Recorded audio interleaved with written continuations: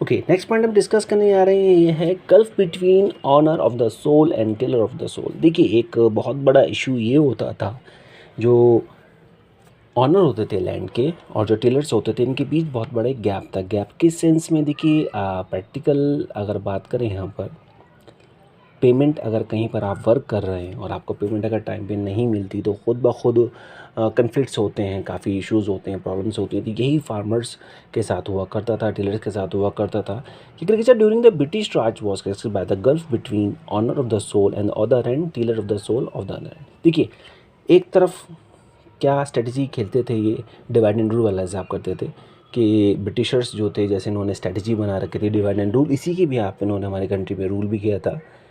तो जो ऑनर्स थे, उन ऑनर्स को इन्होंने अलग हिसाब कर रखा था, जो टेलर्स थे उनके साथ अलग करा। तो अब जब पेमेंट ऑनर जो हैं टेलर्स को नहीं करेंगे तो उनके बीच में खुद ब खुद एक गैप क्रिएट होगा। अब जब गैप क्रिएट होगा, उसकी वजह से ऑटोमेटिकली दोनों में कन्फ्लिक्ट्स होंगे और यही चीज़ इकोनॉमिकल पॉइंट ऑफ व्यू से एग्रीकल्चर सेक्टर के लिए एक डिमेरिट्स बन जाती थी। Indebtedness of the tiller of the soul and conspicuous consumption of the owners of the soul। देखिए, अगर बात करें यहाँ पर, जो ऑनर होते थे और जो टिलर्स होते थे, इनके बीच सबसे बड़ा इशू यही होता था कि अगर रिक्वायरमेंट है टिलर को, तो मान लीजिए अगर पैसे ले लिया करता था, उधार के फॉर्म में ले लिया करता था, तो एक उधार की ही ज़िंदगी बेचारे की सर्वाइव होती थी। मतलब उधार में ही आता था वो दुनिया में, उधार में ही रहता था बेचारा, उधार में ही चला जाता था। क्योंकि पुराने जो पेरेंट्स होते थे, उनके जो बुज़ुर्ग होते थे, वो उधार ले लिया करते थे। वो उधार तो ले लिया करते थे, लेकिन पे करने में दिक्कत होती थी, जिसकी वजह से उनके साथ क्या इशू होता था कि उधार की ज़िंदगी उनकी सर्वाइव होती थी। Next point, small and fragmental holding.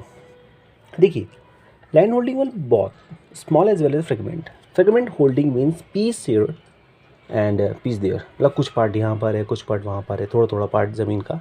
Accordingly most land holding were uneconomic, yielding low output at high cost. सबसे बड़ी दिक्कत क्या होती थी?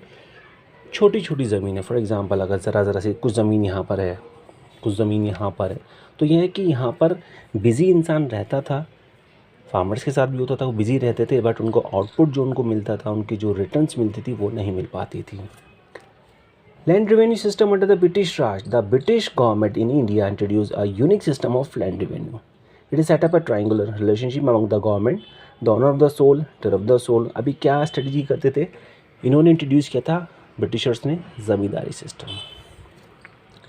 तो ज़मींदारी सिस्टम बेसिकली एक ऐसा सिस्टम था जिस सिस्टम में इन्होंने क्या स्ट्रेटजी बनाई थी कि आप जो भी पेमेंट्स वगैरह लेंगे वो टिलर से लेंगे। टैक्स का बर्डन किस पर पड़ता था? ज़मींदार पे। तो ज़मींदार उसको शिफ्ट कर दिया करता था डीलर्स की तरफ। सारी की सारी मेहनत कौन कर रहा है? बेचारा डीलर्स कर रहा है, लेकिन पे किसको करना पड़ रहा है? डीलर्स को ही पे करना पड़ता था टैक्स। तो ये काफ़ी इश्यूज़ आपके सामने आते थे जी।